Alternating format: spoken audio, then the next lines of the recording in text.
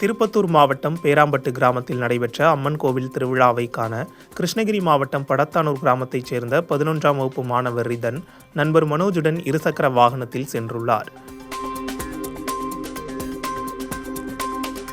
அதே கிராமத்தைச் சேர்ந்த இருவர் மற்றொரு பைக்கில் சென்ற நிலையில் இரு வாகனங்களையும் எதிரெதிரே நிறுத்தி விளையாட முயன்றபோது எதிர்பாராத விதமாக பைக்குகள் மோதியுள்ளன.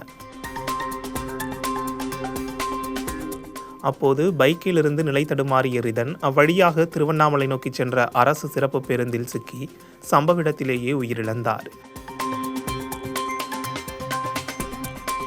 தகவல் அறிந்து சம்பவ இடத்திற்கு சென்ற திருப்பத்தூர் கிராமிய போலீசார் மாணவரின் உடலை மீட்டு பிரேத பரிசோதனைக்காக திருப்பத்தூர் அரசு தலைமை மருத்துவமனைக்கு அனுப்பி வைத்தனர்.